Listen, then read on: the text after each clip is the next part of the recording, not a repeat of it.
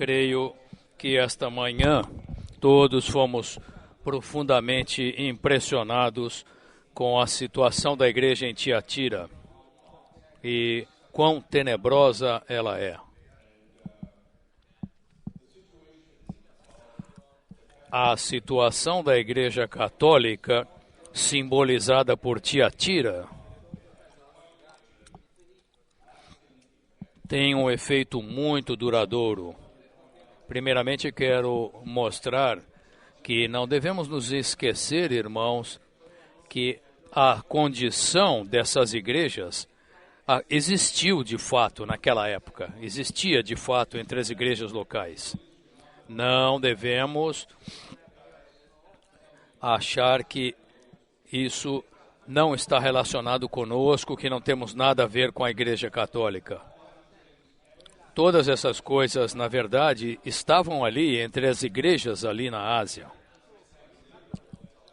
Por mais inacreditável que seja, essa é a realidade.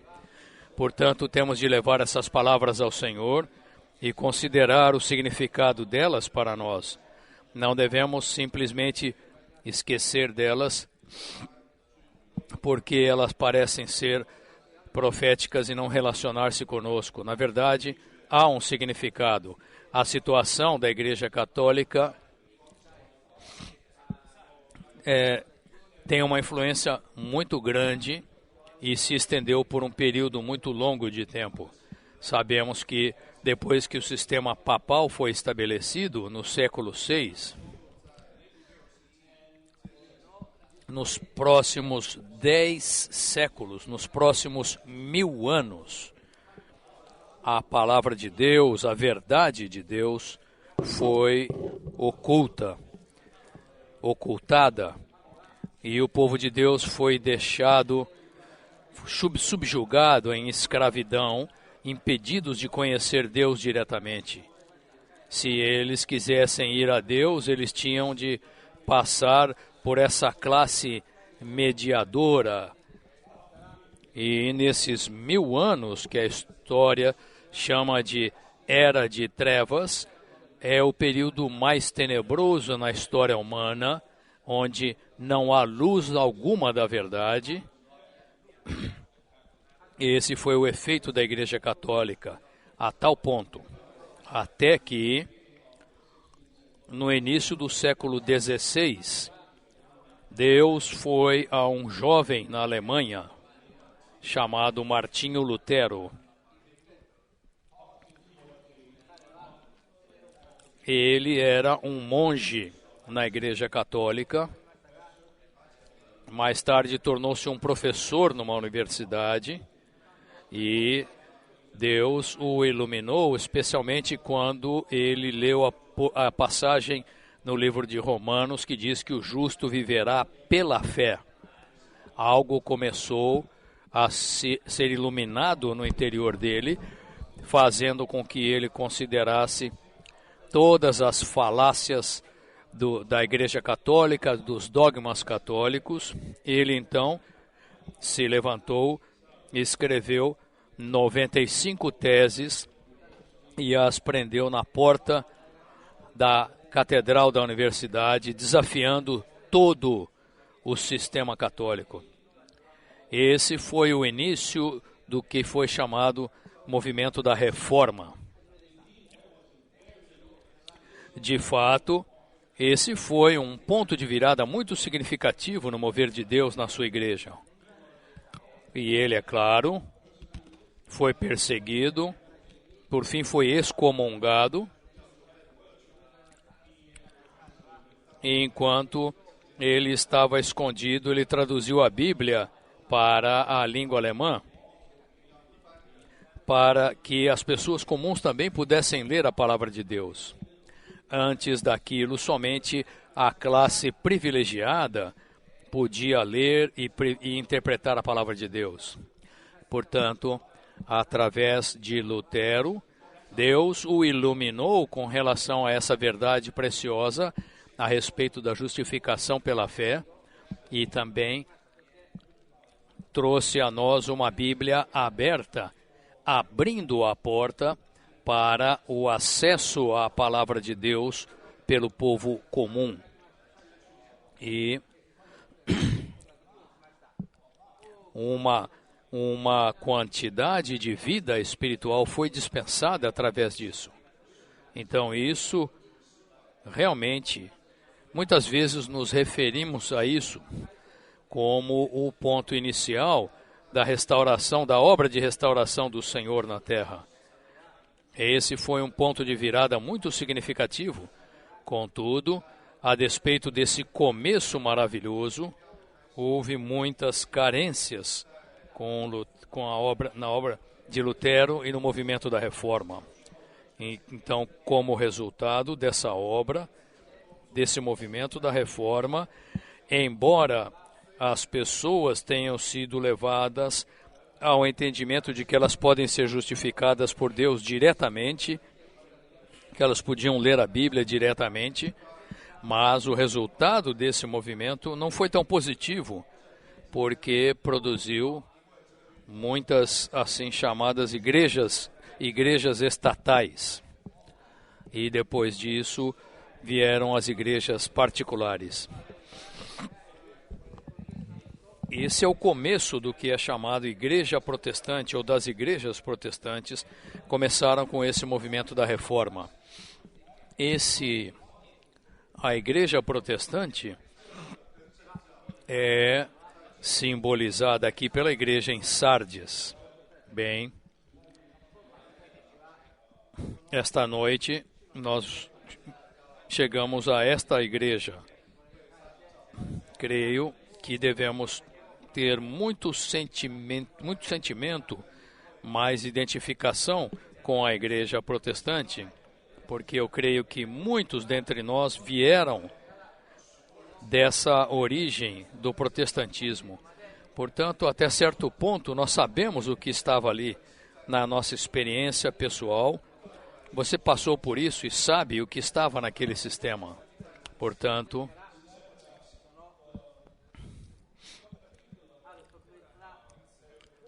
há algumas características particulares, específicas, relacionadas com a obra do Senhor na igreja em Sardes. Eram, número 1, morte. Mesmo uma situação de morte. Não apenas morte, mas uma situação de morte. Número 2,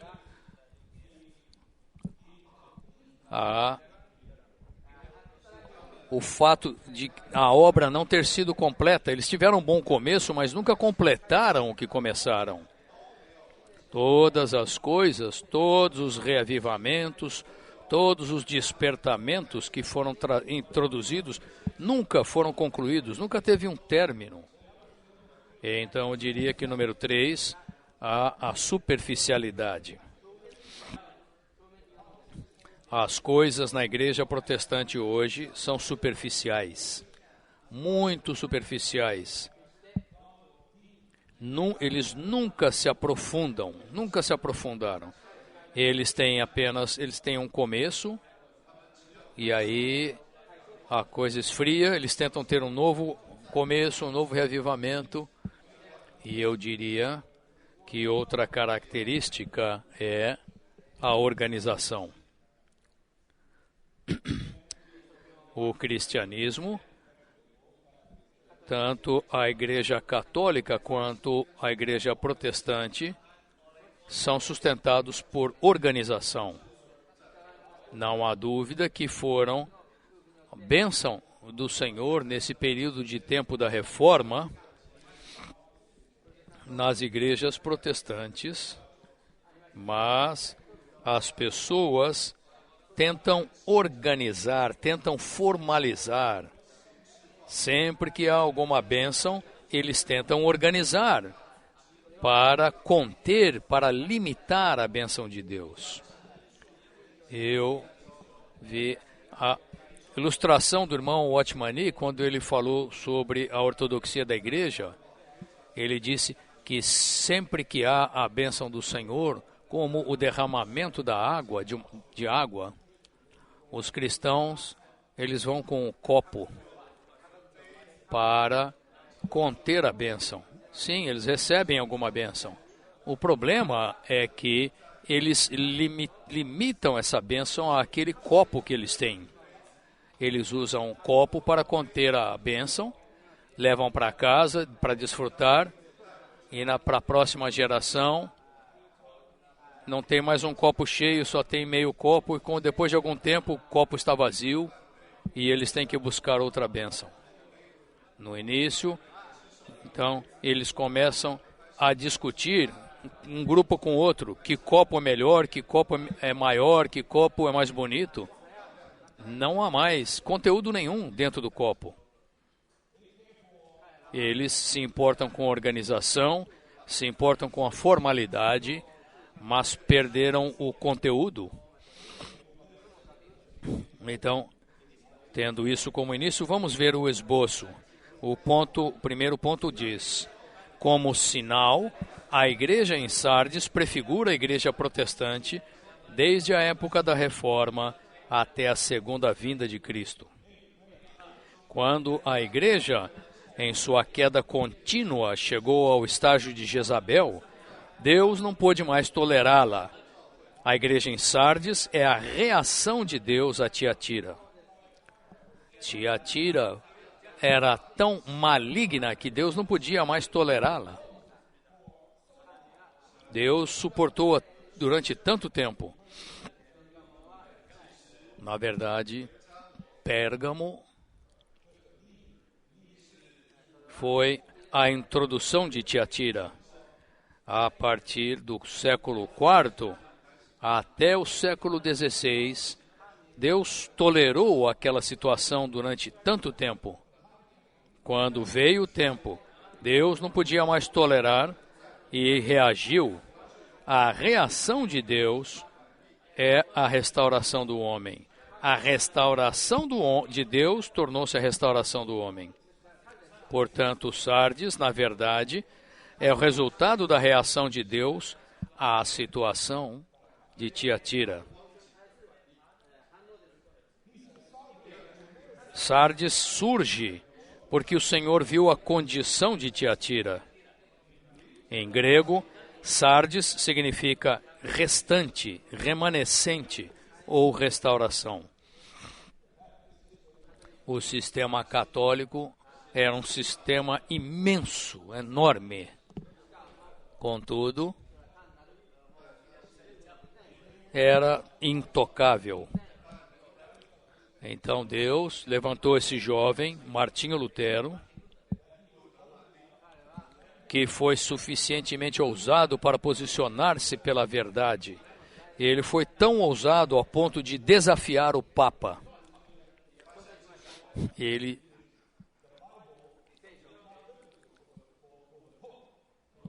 chegou a dizer que não é típico do Papa interpretar a Bíblia. O Papa não tem autoridade para interpretar a Bíblia. Ele foi ousado para desafiar o Papa. Era um pequeno número, ele era um remanescente. Havia poucos, um número pequeno com Lutero naquele movimento da Reforma. Mas é através desse remanescente, desse restante, que Deus deu uma virada estratégica no seu mover para introduzir a Reforma. Número 2. Conheço as tuas obras, que tens nome de que vives, mas estás morto. Aparentemente, a Reforma ou a Igreja Protestante são vivos, porque, a despeito desse sistema católico enorme, Lutero tomou a iniciativa de se levantar para desafiá-lo e, em vez de prosseguir com aquilo, ele fez algo. Portanto, aparentemente, com os protestantes, eles eram vivos, eles reagiram, eles responderam, reagiram àquela situação. Portanto, eles têm o nome de que vivem. Eles fizeram algo para ir contra aquele sistema católico. Mas o Senhor diz: tens nome de que vives, mas estás morto. Sim, você teve aquela reação, você fez algo. mas você não tem a vitalidade da vida para te sustentar, você tem nome de que vive. Você tem algumas atividades para ir contra aquele sistema maligno da Igreja Católica, mas você não tem a vida para lhe sustentar. Na verdade, você, aos meus olhos, está morto. Essa é a primeira característica da Igreja Protestante, é de que ela é morta. Não é essa a característica de todas as igrejas protestantes hoje? Crentes genuínos são salvos pelas campanhas evangelistas, pelas cruzadas evangelísticas. Billy Graham, por exemplo, centenas de milhares foram salvos. Mas depois de serem salvos, algum tempo depois, diariamente, eles começam a ir para diversos cultos em diversas denominações, e o que acontece? A maioria deles é danificado. Tantos cristãos, depois de salvos durante décadas, ainda não sabem nem como orar para o Senhor. Com relação à oração, eles têm que ir para o pastor, pedir para o pastor orar por eles. Toda a situação nas igrejas protestantes é cheia de morte. Semana após semana, eles vão lá para os seus cultos, como um membro que fica sentado no banco, ficam ali passivamente, tendo a sua função anulada, morta e exterminada. Amados irmãos, essa é a situação das igrejas protestantes. E quanto a nós, na restauração do Senhor? Será que estamos vivos ou mortos? As palavras do irmão Lee ainda soam nos meus ouvidos. Ele estava preocupado quando visitou as igrejas naquela época. Ele estava preocupado e nos disse: irmãos, estou preocupado de que estejamos nos tornando cada vez mais iguais ao cristianismo. Eu esqueci a porcentagem, 60%, 80%. Ele usou um número. E ele estava muito preocupado, porque como restauração do Senhor, nós saímos desse sistema, saímos do catolicismo, saímos do protestantismo. Contudo, com o passar dos anos, todos nós nos encontramos mortos. Não estávamos funcionando, íamos às reuniões rotineiramente e também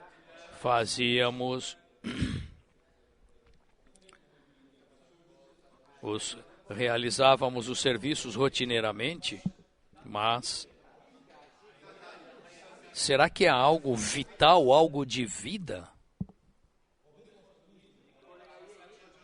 Essa foi a razão de, em 1984, o irmão Lee voltar para Taiwan para reestudar toda a situação de como os cristãos devem servir e reunir-se.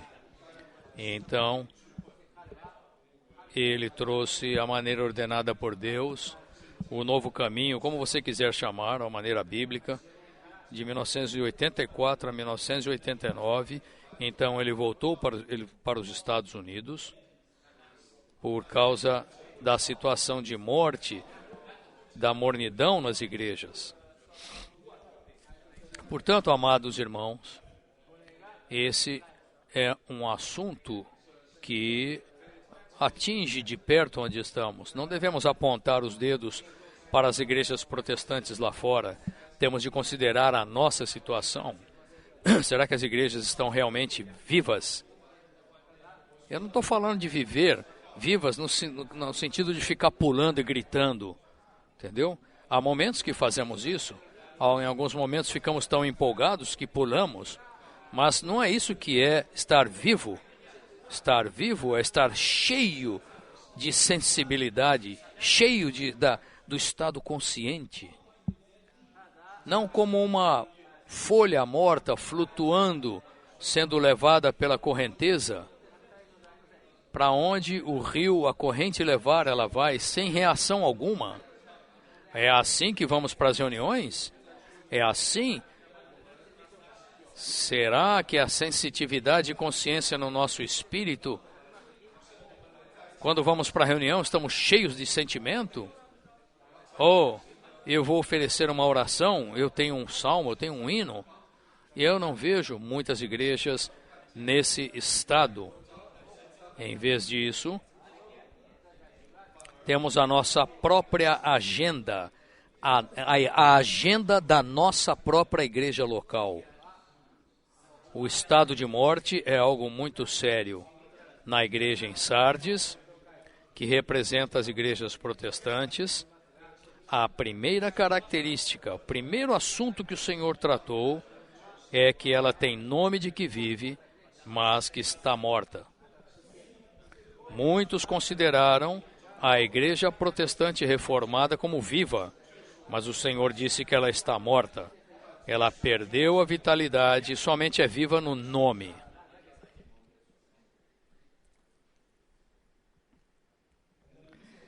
Os reavivamentos frequentes na história das denominações protestantes são uma prova de que elas estão mortas. É verdade, quando as igrejas protestantes têm muitas dessas reuniões de reavivamento,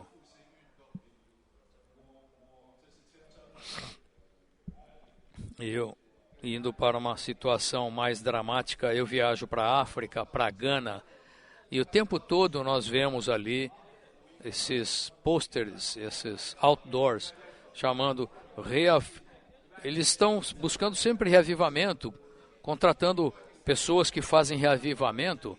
Os cristãos estão como mortos, precisam ser ressuscitados, precisam ser reavivados, para serem despertados, mas algum tempo depois eles morrem novamente e precisam de outro reavivamento. Eu acho que isso é muito parecido com a era dos juízes no Antigo Testamento, entre os filhos de Israel. O povo de Deus misturou-se com as outras nações, foram levados escravos, controlados pelos filisteus, pelos pagãos. Então Deus levantava um juiz e essa pessoa derrotava os pagãos, restaurava os filhos de Israel. Eles então ficavam em paz, numa situação boa. E alguns anos depois eles caíam novamente para aquela situação de queda e precisavam de outro juiz. Essa é a situação das igrejas protestantes no cristianismo. É uma história de reavivamento após reavivamento. Precisando ser ressuscitados, precisando de um despertamento, mas que nunca é duradouro. Nunca se completa. Estão sempre esperando um despertamento, um reavivamento. E espero, irmãos, que no nosso meio não venhamos para as conferências e treinamentos com essa atitude. Eu estou aqui para ser reavivado. Então, depois que você volta para casa e algum tempo depois você está esperando outra ressuscitação, a próxima festa, você tem que ser ressuscitado 7 vezes por ano. Acho que isso é terrível. Acho que estamos realmente num fracasso verdadeiro. As igrejas protestantes são uma história de reavivamentos.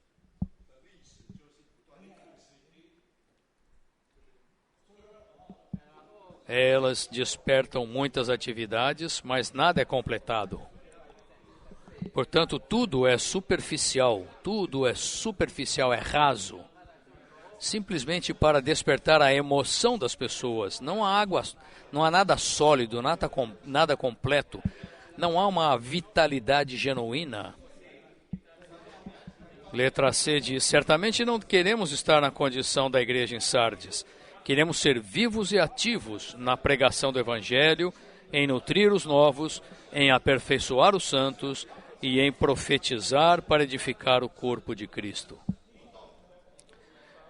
Esses são os passos do chamado caminho ordenado por Deus, ou o caminho bíblico que o irmão lhe mostrou. Todos nós amamos isso, mas por mais que nós apreciemos esses 4 passos da maneira ordenada por Deus, eu também percebo que alguns têm tentado formalizar essas coisas, ou sistematizar essas coisas.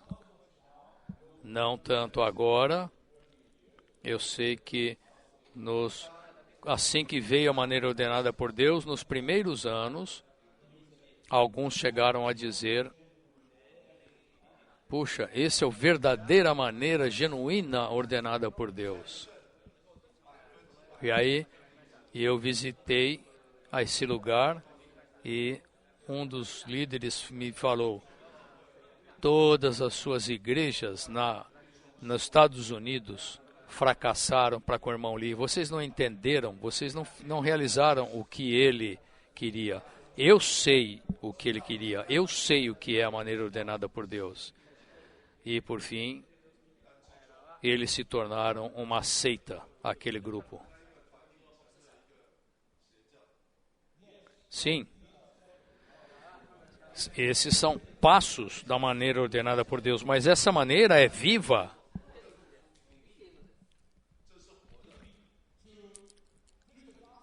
Pregar o evangelho é para gerarmos pessoas, para gerarmos filhos, e então nutri-los é alimentá-los. Depois de gerar filhos, temos de alimentá-los. E depois de alimentá-los, durante algum tempo, temos de enviá-los para a escola, para que eles sejam aperfeiçoados. Isso é a obra de aperfeiçoamento. E através disso, eles são aperfeiçoados, são ensinados, são edificados como um ser humano adequado. Irmãos, a maneira ordenada por Deus não é um novo sistema, não é um outro tipo de método. A maneira ordenada por Deus é um viver. Para termos encargo, para sermos pessoas vivas, para vivermos esse tipo de vida. Não é uma fórmula, não é um método que tentamos sistematizar. Qualquer sistema irá fracassar por fim. A nossa prática da maneira ordenada por Deus, na verdade, exige que sejamos vivos e ativos como pessoas vitais, cheias da vitalidade da vida. Espero que vocês me entendam corretamente. Não tenho desejo algum de diminuir a maneira ordenada por Deus. Eu aprecio muito isso. Mas tenho visto como o inimigo tem tentado usar isso para, na verdade, introduzir decepções, danos até mesmo, por não ser tomado isso de uma maneira adequada. Alguns anos atrás eu vi uma placa que dizia: o novo homem produz, o novo caminho produz o novo homem e o novo homem anda no novo caminho. Eu gosto disso. Se nós quisermos andar no novo caminho, temos de ser o novo homem, temos de ser pessoas novas, vivas. Esse novo caminho, o caminho ordenado por Deus, produz novas pessoas, mas é necessário o novo homem, pessoas novas para andar nesse caminho. Temos de ter mais encargo, irmãos, para gerar filhos. E então alimentá-los, e então ensiná-los, e então ajudá-los a edificar a igreja. Diferentemente do cristianismo, com anos de campanhas evangelísticas, cruzadas evangelísticas, e como eu disse, como as cruzadas de Billy Graham, que foi um evangelista genuíno, Deus o usou muito e ele trouxe centenas de milhares de pessoas para o Senhor, mas depois deles serem levados ao Senhor, eles falam para eles irem para a igreja da escolha deles. E ali eles vão tentar sobreviver. Não é completada a obra. Não há aperfeiçoamento, não há resultado dessa obra. Mas aqui precisamos ser vitais, precisamos ser pessoas vitais, cheias de encargo para gerar filhos e alimentá-los, ensiná-los, para que eles possam se tornar os edificadores do corpo de Cristo. Não nos importa simplesmente ter centenas de milhares de convertidos, de pessoas salvas. A meta de Deus é ter um corpo edificado. Nossa prática da maneira ordenada por Deus tem de ter essa meta. Não meramente para gerar número, mas com a meta de edificar o corpo de Cristo. E esse caminho tem de ser um caminho vivo, não meramente um novo sistema. Portanto, para isso, nós mesmos temos de ser pessoas vitais. Precisamos estar cheios da vitalidade da vida. Bem, número 3, algarismo romano 3. Estas coisas diz aquele que tem os 7 Espíritos de Deus e as 7 estrelas. Aquele que foi falar a essa igreja é descrito como aquele que tem os 7 Espíritos de Deus e as 7 estrelas. Para essa igreja morta e que está morrendo, Cristo tem de ir a ela como aquele que tem os 7 Espíritos de Deus.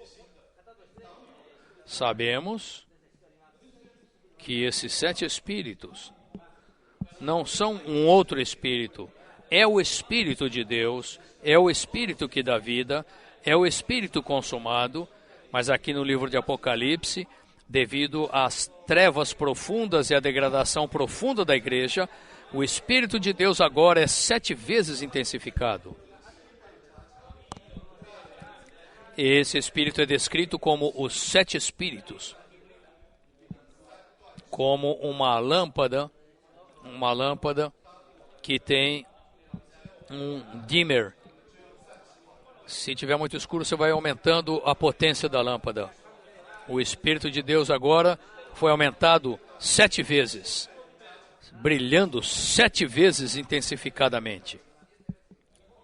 E de acordo com Apocalipse, capítulo 4, versículo 5, esses 7 Espíritos são as 7 lâmpadas de fogo queimando diante do trono de Deus.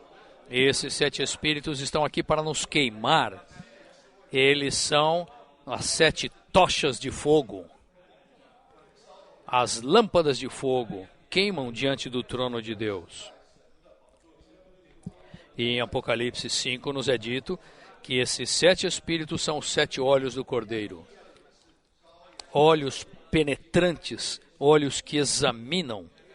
Em outras palavras, para essa igreja morta e que está morrendo, precisamos desse que vem como os 7 Espíritos, como as 7 lâmpadas de fogo para nos queimar, como 7 olhos para nos examinar. Oh, irmãos, nestes dias, todos precisamos ser queimados, examinados, esquadrinhados. Mesmo quando estamos estudando estas mensagens, precisamos das porções do ministério. Não estamos aqui só para ganhar mais conhecimento, mais informação. Precisamos permitir que os 7 Espíritos queimem em nós, nos queimem. Você precisa ser tocado pelo fogo. Você sabe quando você toca o fogo, certo?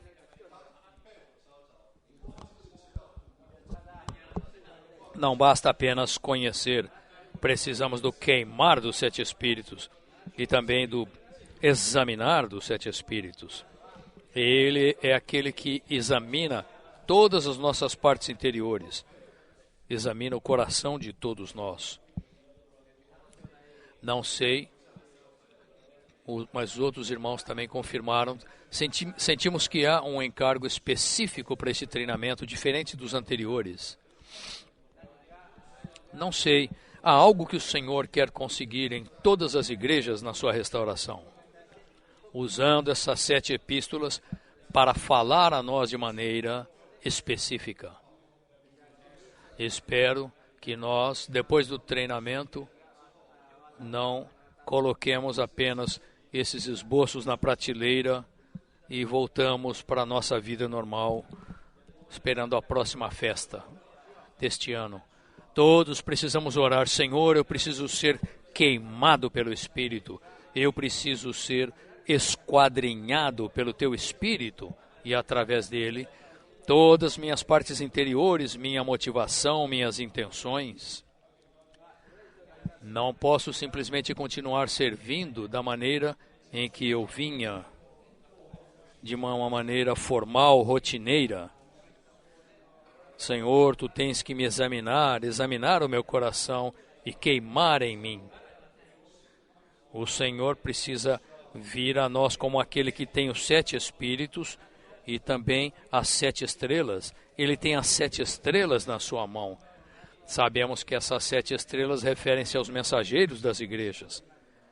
Eu mencionei na outra mensagem que dei, que nós, como mensageiros, como presbíteros, irmãos responsáveis nas igrejas, não devemos nos importar tanto com a posição.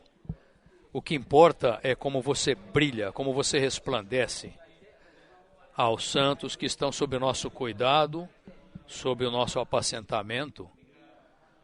Quando eles nos contatam, será que eles sentem o brilho ou sentem apenas uma ordem, uma exigência? Ou eles tocam o brilho? Precisamos ser estrelas brilhantes, estrelas vivas.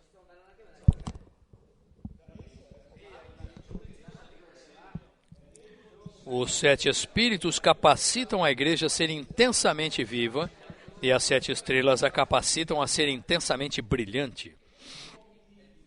É isso que precisamos hoje. Precisamos ser intensamente vivos, intensamente brilhantes. Como igrejas na restauração do Senhor, amanhã vamos ver Filadélfia. Talvez estejamos em Filadélfia. Mas não se esqueçam que depois de Filadélfia há Laodiceia. Não estejam satisfeitos, que talvez estejamos numa situação boa. Há a possibilidade de Filadélfia cair em Laodiceia. Quanto ao tempo, temos de orar ao Senhor: Senhor, visita-me, Senhor, como os 7 Espíritos, para me manter intensamente vivo. Vitaliza-me, Senhor. Ativa o meu espírito. O meu espírito, Senhor, está tão passivo, tão frio, tão morto.